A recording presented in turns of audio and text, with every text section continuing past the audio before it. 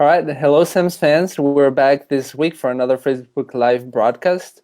We unfortunately didn't have one last week, but we usually on Wednesdays at about this time we have Facebook Live, and usually we talk about music therapy, art therapy, about different events and fundraisers that we have going on. And today I'm really excited to talk about something we haven't really talked about before, which is percussion in music therapy. And yeah, so joining me today is Kalani Das. And thank you for joining us My before anything. pleasure. Yeah, thank you. Thanks for having me. Absolutely. Now, Kalani is a music therapist, board certified.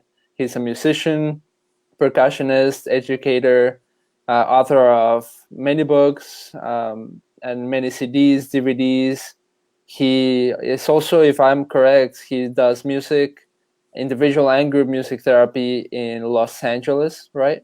hmm With a variety of population, which we'll talk a bit more about that. And he's also the director of Golden State Music Therapy, right? Yep. Well, that sounds great. It sounds like you do a lot, which is Ye- awesome. yeah, sometimes too much, but yeah. Awesome. Well, again, thank you. And I think I would just like to talk a little bit about yourself first. Like, I want to get to know you. And so you do the music therapy part. You also do the percussion part of your career, or how much overlap of that is there? Sure. So I came more out of, college as a percussionist, as looking to music as a career, as a performer. And so everything from, I guess, middle school, when I was about 14, started playing the drum set. Everything I was always aiming at music as a career. So yeah, I went into the professional end of the business, just doing gigs, working, playing gigs, different bands, all sorts of different things. And then for maybe 20 years, just working as a musician.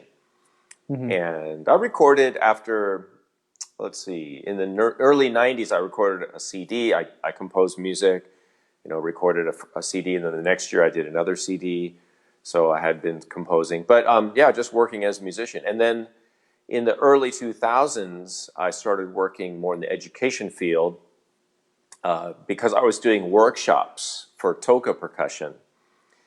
And as a clinician, I started to become requested at some conferences. And the first conferences were music education conferences. And I got connected with a company called Parapol Bergeron, or now Parapol. And they're a supplier of a lot of classroom instruments, including Orff instruments. And this is the connection I realized looking back. This was the first connection to music therapy. Through my connection with Orff Schulwerk, which is music and movement for children, and my connection in music education, and my connections with other drummers, there was some overlap with the music therapy community, and I was invited to present as a percussionist at some of the music therapy conferences, the national conference and the Western regional conferences. There, I met, of course, music therapists, and I became exposed to the field of music therapy and became interested. And then late 2000s, 2008, 2009, I went back to school and got my music therapy degree. So that was a long journey from professional into education. But I think through the Orff Schulwerk, through that was the bridge. Yeah. Yeah, because Orff is in music therapy and it's in music education. So that was All right. kind of the inroads for me. Well, that's awesome. Now, was that all in Los Angeles? Have you always been based there? I've been based here my professional career. Yeah, when I was Hmm. younger, I lived in the Bay Area. So I'm from Oakland, Okay. California. So I didn't move too far, but Northern California to Southern California. Hmm. Nice. Well, yeah, that's I did not know that on the small research I did. So that's awesome that you were a performer. I myself, I studied first music therapy. I mean, music performance just now in college, and now I'm studying for music therapy. So Mm. totally get that. Um, Now, so right now I'm also interested in how much of the music therapy do you do and how much performing you do. Yeah, well, that's always changing. I would say I've cut back on performing a lot, Mm-hmm. mainly because I want to focus on my teaching. Uh, as you mentioned, I develop a lot of material, so it takes Mm-hmm. a lot of time, to write books and to do Right. recordings and to upload. I upload a lot to my YouTube channel, the World Mm-hmm. Drum Club, and keeping all this stuff flowing all week in and week out, month to month, year Right. to year, takes a lot of time and energy. And I enjoy it a lot. I enjoy Mm-hmm. speaking, writing, publishing, creating content. So that's becoming more my focus, less on just doing gigs. Right. Because I love to play. I mean, I love doing gigs, but the fact is I've done that so much Mm-hmm. that at this point, unless it was something that I really felt drawn to musically, um, I don't. I feel like I don't need to do that anymore. Kind of, Right. like been there, done that. I've done plenty of gigs. I don't need to do more of that. Yeah. So, and also I'm looking more towards, what can I sustain later in life. I'd say I'm in my, Mm-hmm. I'm 55 now, so I want to do work that's not maybe as hard on me physically. Yeah. Like moving congas around and loading gear into cars and carrying gear everywhere, especially drums. you Mm-hmm. know. So there's a lot of factors that are pushing me more Right. towards, education and also music therapy, because it tends to be a little easier physically, Right. and more exciting, I think, interpersonally and musically challenging. And, there's that personal reward from helping people directly that I really enjoy too. For sure. Yeah, I think that's awesome, and yeah, I totally agree with that. Now, I also want to go more now into the percussion and music therapy, and to talk specifically about how percussion can and is used in music therapy. Is it important? And I also feel like obviously everybody's different. Obviously, since you're a percussionist, then you'll use more music therapy that perhaps for me that I'm a guitarist. But what do you see the role of percussion in music therapy? So this, of course, is a huge topic. It's a very Mm, big topic. We could go a lot of different directions. Quickly, I would say in review, because music therapy was largely developed on top of a kind of European music model, right? mhm, Whether it's from England or Europe and America, which is also based more in European culture in general. Of course, I'm generalizing. I would say that there's been an orientation in music therapy towards melodic, harmonic music that's more guitar based and piano based and more European in nature, meaning more of an emphasis on melody and mhm, harmonies rather than rhythms, which tend to be more prevalent in Central America, South America, West African. Lots of cultures have more what we call drumming based. Not that they don't mhm. have melody and harmony, but there isn't as much of a drumming culture in Europe and America as there is in these other countries. So there's that, that we're sort of slowly changing. But I would say that because the music in music therapy was more based in either classical or popular music, folk music and classical music, the use of percussion in music therapy has traditionally been what I would say was more like an add-on. It's Mhm. been more topical or cursory, just sort of like giving percussion instruments to our clients so they can play along, Right. have something to do. So it hasn't really been used in a way that I think is very deep, or uh, at the core level of what drumming based music or drumming as a main instrument could do. And I think there's, unfortunately, sometimes it's been marginalized for that reason. In other words, some even music therapists and some clinicians will say, well, drumming may not be as effective for this or that or potent Mhm. as a tool. But I think that's because they don't have the experience of a drummer.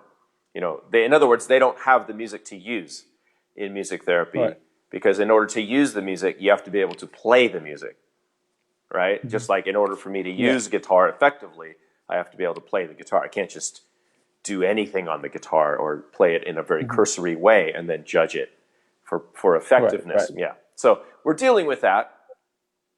And I think we're slowly seeing more of an interest in music therapists to engage in the use of percussion as a musician.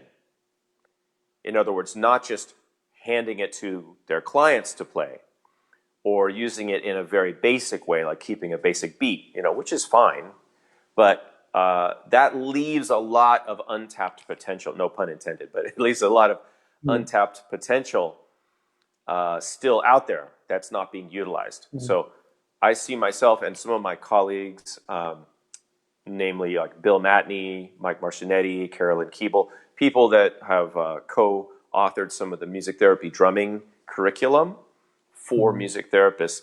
What we're trying to do is help our colleagues to be able to better utilize drumming and drumming music to serve their clients. Yeah. But in order to do that, we have to turn music therapists into percussionists, at least on some level, which is the challenge. Yeah. Yeah, I mean, it's like you said, it's a big topic, but I want to go a bit deeper here. So, like you say, there is this gap of maybe music therapists not being so proficient at percussion, at drumming. But what if they were? Like, if they achieved that level, then how could a music therapist use percussion with their patients or with their clients? Yeah, that's a great question. That's the important question to ask, right? What good is it? Why should we want to do that? Well, I can give a general statement, which would be, of course, it's music therapy. Music is at the center of our modality of therapy, right? We use music because it's powerful, because people are connected to it. They have an emotional and psychological connection to music. A lot of the music that people enjoy, a lot of the music that people grew up with is very rhythmic in nature. And our jobs as clinicians is to help recreate a lot of the feeling, right, of the music. And when I say feeling, part of that is melody, part of that is harmony, but a lot of that is the rhythmic component. And we know, and I think everybody would agree, that the rhythm is really important for music in general, right? There's a saying that if there's a band that has a poor drummer, even if all the other musicians are great, if the drummer's not strong, the whole sound is bad. Whereas you can have a bunch of mediocre musicians, but if the drummer is really great, they sound okay. Right. So I'll just use that, right? If the beat is good, the whole thing's going to sound pretty good, even if it's a little out of tune here and there. It's going to sound okay. And I think if we think about that in a clinical sense, as a percussionist, if I can lay down a steady beat, a solid beat, and it sounds good, it sounds like something you want to dance to or something you want to move to, that is powerful. That's motivating. And in that way, right, as a clinician, I need to be able to recreate a lot of the music that people have an attachment to, and that's going to motivate them. So that's on one level. I'll give you an example. I had a client in my traumatic brain injury group. These are all adults. There was one gentleman from Iran. And knowing some of the music from Iran as a percussionist, some of those beats, I was able, and some of the instruments, and this is where we get into actually providing quality service. Part of my job is to understand the music of many cultures. So when I meet somebody, I have a client from one of those cultures. In this case, it was a Arab, or what we would call Middle East, but Arab culture. Well, I know some of that drumming. I know some of that music. So I was able to play some of those beats and rhythms and recreate the feeling. And that particular gentleman responded so much more when I provided that music than he did when I provided just, typical sort of American, European, pop music. So that was the connection. That was me using music in a much more effective way to reach him and to motivate him. And he would start dancing, and his face would light up, and he would become much more animated. So that's a music therapist honoring and upholding the music from this person's culture and bringing it back to them and saying, hey, let's create what we need to create within this container. And so in that way, I think that's the argument I would make for why we need to use it and how it could be powerful. For sure. Yeah, that's awesome. And I think you just released a book called World Music Rhythms, or how is the book? Yeah, This book. World Rhythms. Yeah, Now, Kalani's World Rhythms. right. Would you say that it is geared towards educators and music therapists, and that it would benefit, for example, me to learn all these rhythms and being able to play them? Absolutely, yeah. And thank you for giving me the opportunity for the infomercial. But I'll take it. Yeah, I realized that, the world of percussion, and here's another reason I think people have been slow to adopt some of these things. When we say percussion and drumming, we're not talking about one instrument, right? We're talking about potentially tens, 20s, 30, maybe 100 instruments. Not that you have to learn 100 instruments, but at least a variety of instruments from different cultures. And they're not all the same, and I'll just show you some pictures from the book. The music from the Caribbean is different than the music from Brazil, and it's different than the music from West Africa. So, for example, in this book, these are the instruments of the Caribbean, right? So we introduce, and these are just some of them, basic, and then different instruments from Brazil, right? And then different instruments from some of the West African cultures. So what we wanted to do with this book is to introduce people to a few of the key instruments, give them the techniques, basic, very basic, but enough so that you can create something that sounds like that music. And when you play, a djembe as opposed to bongos or as opposed to congas, you understand the difference and you can get the sounds, the basic sounds, basic rhythms. This is elementary. It's introductory. This would be the equivalent. This book is the equivalent of learning like 1, 4, 5, and 6 chords on the guitar, right? If you know 1, 4, 5, and 6 chords, you can play a lot of music, right? Right. And you learn a few strums, basic strums. Maybe you don't even do finger picking. Maybe you're not even playing melodies, but still you can play a lot of music. So for this book is kind of the same approach for drumming and percussion.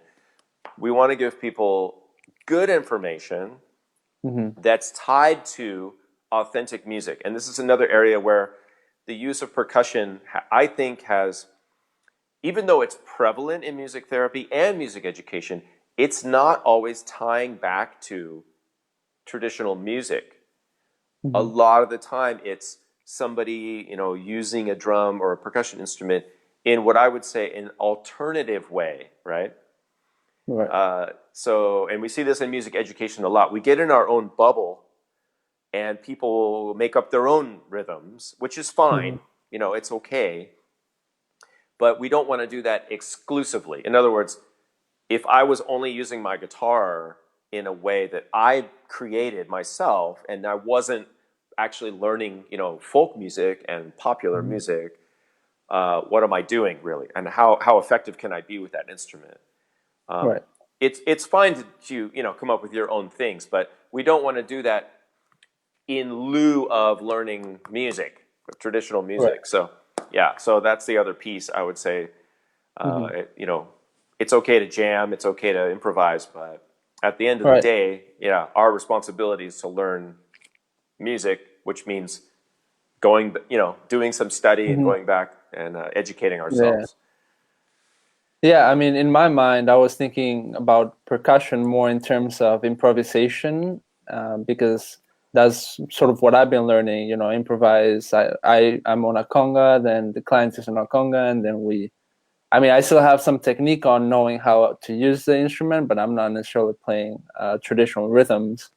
But yeah, it's interesting, what you say, that could also be a way to reach the client and to achieve a goal. So yeah, exactly. And again, I'll use this traumatic brain injury group I have. Same group, same facility. I've got people in there from that are from Central America, South America, and as a percussionist, I know that some of the rhythms that they might respond to, and so I can, and I speak a little Spanish, so I can move more towards the kinds of music as a musician that would resonate with them.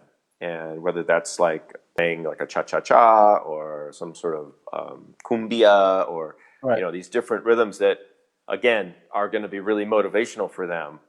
Yeah. It just helps me. So improvisation, of course, it's great.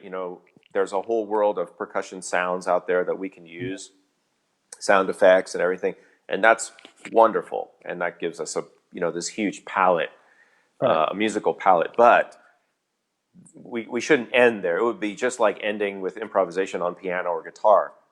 Right. Nobody would think about that. They'd say, well, of course you need to learn some of the repertoire, some of the traditional songs, Yeah, so for sure. so we can create the music because that's I think a goal for all of us. Now I realize that we're all busy. Once we get out of school, we don't necessarily want to spend hours and hours and hours back in the practice room. Right. And I also think that's another deterrent for a lot of people not learning percussion because it takes time. I mean, we're talking about practicing, practicing, make hours doing sounds. But I think if people can have a small goal, and I think that's what this book helps with, is just taking a little package.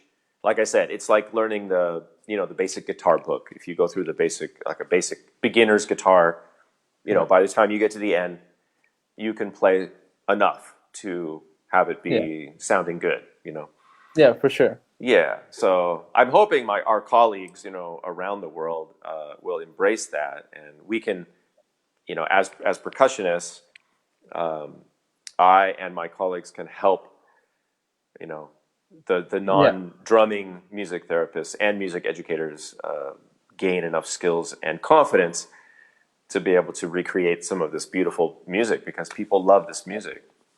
For sure. Yeah, I just want to mention real quick, if anybody watching has a question, feel free to drop it in the comments. And another thing that I thought when we were talking is the idea of drum circles, because I actually wrote a blog post and the title was "Are Drum Circles Music Therapy?" And I used one of your videos explaining how they're not really music therapy within the post. So, do you have maybe just a sentence on that, just for anybody out there? Because I think that's when people think about percussion, that's might be what they most associate with it when in terms of music therapy. Perhaps, yeah. I think especially because of the last maybe 10 to 20 years, there's been a lot of promoting of the term drum circle, and also the whole idea of drum circles, because it's like an easy way to use percussion. And I actually can say a lot about that. And I just wrote another blog post, and I've done videos on that. But real quick, I think people need to understand that the word drum circle is not a synonym for group drumming. It's the term drum circle really comes, it's an American word. It comes from the idea of people getting together and just improvising music in a casual way for fun. And the idea of a drum circle is that you get to make up your part, you get to play what you want, everybody's equal in the drum circle. Even if there's a facilitator, the facilitator's job is to make sure everybody has an equal voice.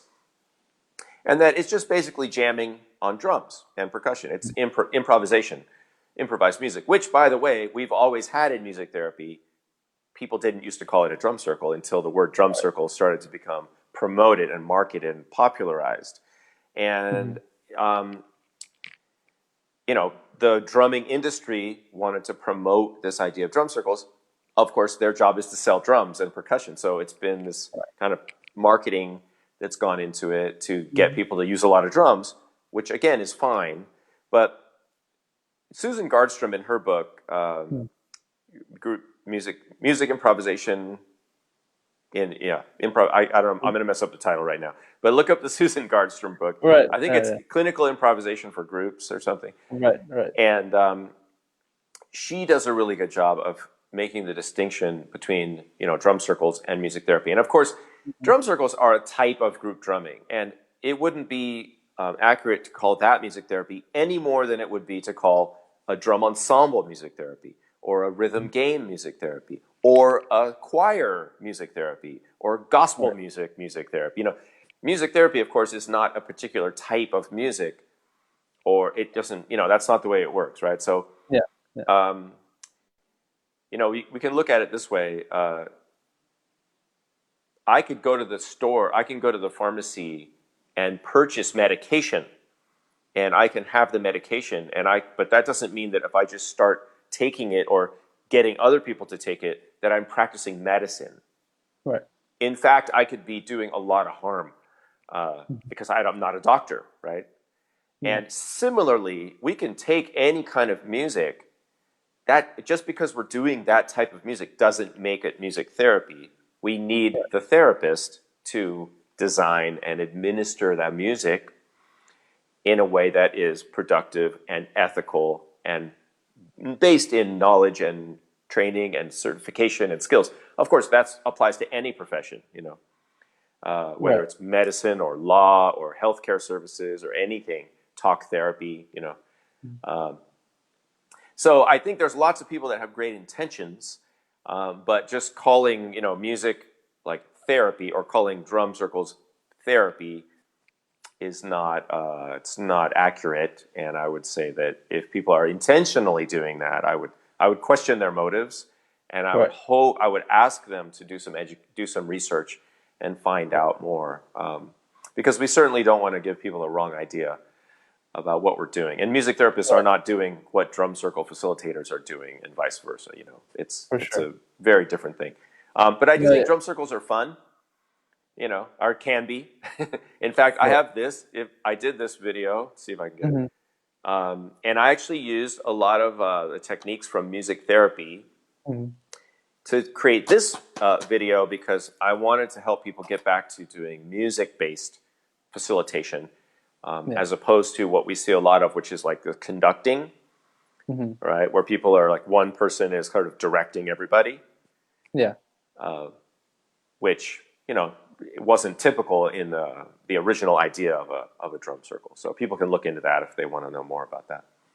Yeah, that's great. No, I think there is much to be said about that. And if you Google that, I'm sure people will find your blog post and then ours as well. So, I had two other topics I wanted to discuss, but I think we've used a lot of time on percussion, which is fine. It was the main topic for today. We can keep going. I'm okay, but it's up to you. Yeah. Right. And I mean, we could always have you back another week as well, right? Because, sure, absolutely. So you have the Evolve podcast, right? Which is a bit about mindfulness and spirituality. And then you also have a book I wanted to talk about, which is called The Way of Music. That's this one. Yeah. So, but I realized that each one of those could be, a full half hour. So I think just as an FYI to anybody listening or watching, you can check out the Evolve podcast. Which, can you just tell us, the main idea for that one? Yeah, of course. Well, like you said, it's sort of based on mindfulness, and I would say loosely, I'll use the word spirituality, but not in a formal way. Just it's something that I've always been interested in. I've always been interested in, I guess we could call self-actualization or self-development, philosophy, this kind of thing. And so I created a podcast. It has nothing to do with me as a musician. Actually, it's just another passion of mine. And I wanted a place to put some of my thoughts and ideas and to just give it away, for free. I'm not trying to make money on it. I feel like if we have something, I don't need to make money on that because I have a job. I'm a musician. I'm a music therapist.